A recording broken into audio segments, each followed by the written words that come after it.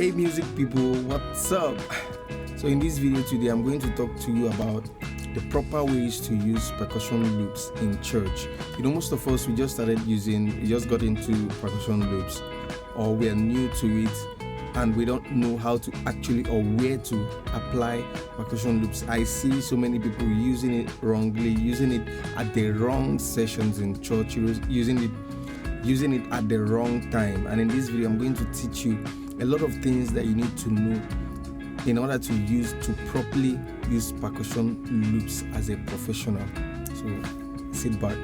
Now, the first thing I'm going to tell you is to learn to use your loops at the proper place, only when necessary. When you need them, then you go use them. Don't just we get to that point where, because we are still excited about we started using loops in church, I'm on this thing tight, and you throw it everywhere. No. Use sparingly. Use where necessary. There are some songs you do in church that doesn't require loop. For example, a spontaneous moment. Because you just started using loops newly, you stop making room for spontaneous moments in church because you want to try out all the loops you have. No.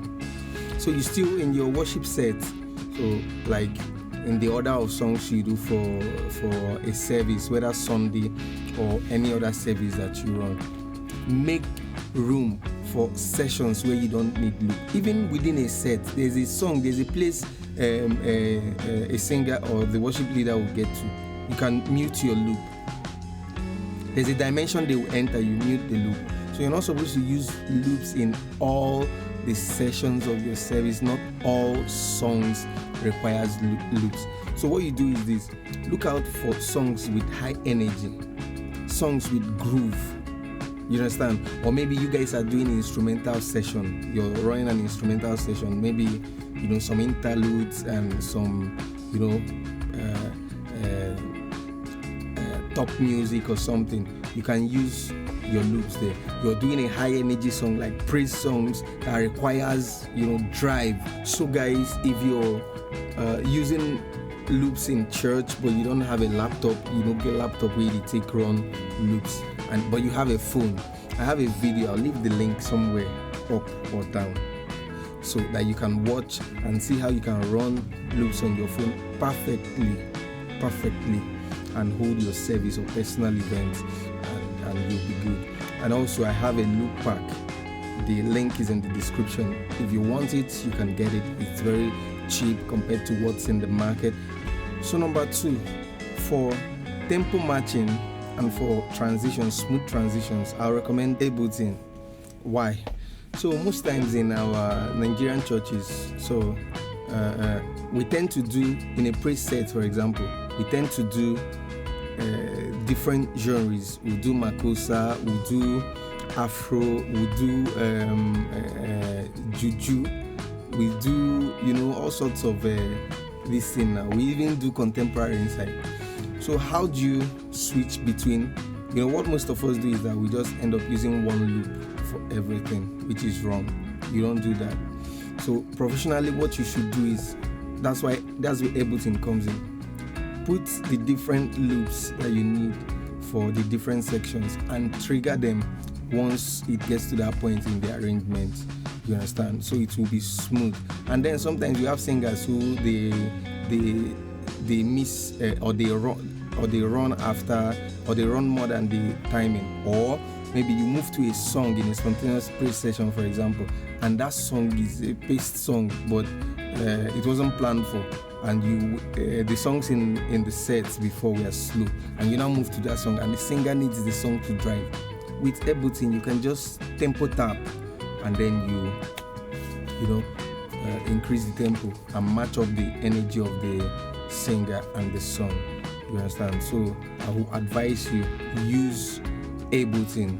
It will make your life way easier. So on this one, your percussion loop should support and enhance the worship experience and not overpower it. So I listened to some church services and some performances. The loop is everywhere. they want you to know that these are look bad, it tights. No. There should be a blend. The loop should blend it. It's part of the performance. It's like an instrument. It should be treated as an instrument. So it should blend in and not stand out or stick out more than it should.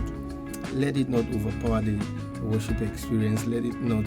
That's not the main issue, the point. You understand? That's why you need to feed enough of the loop to the musicians and the singers if they use in-ear monitors or so. They should have enough there. But on the main mix, please pull it down, blend it with the rest of the performance. Now I see a lot of people, the percussion loop is packed, like a lot of instruments jamming together, and to some people that one be loop way full and loop way tight, but you're just thinking one way. That's just thinking one way. You're not thinking about the entire performance. That performance is the loop is just a tiny percent of the rest of the elements in that production. You understand?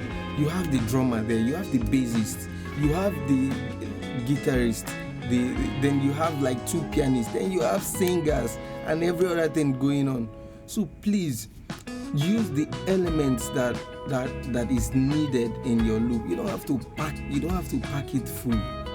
At the end of the day, your mix, the entire performance will be sounding rowdy.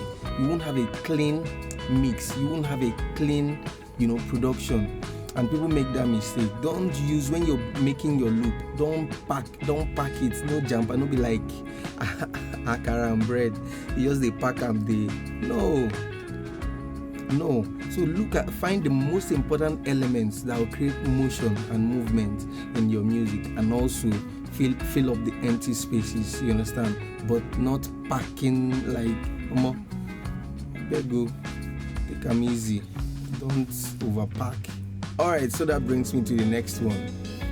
Cut the low ends in your loop.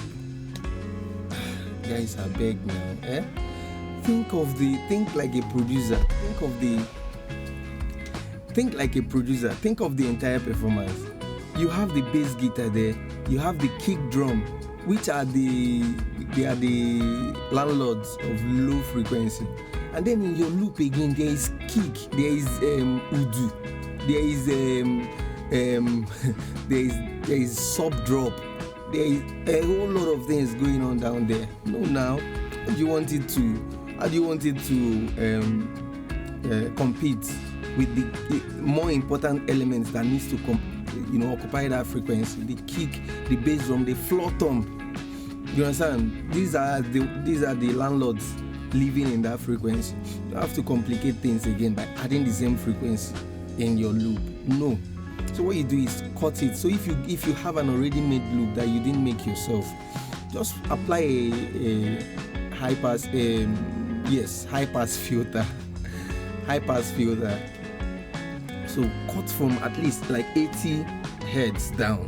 Finally, guys, if you have a percussionist in your team or in your band, if you have a percussion player, don't be afraid to use loops. So what you do is this: find out what he has, what the percussionist has. Find out what he has already in his kit.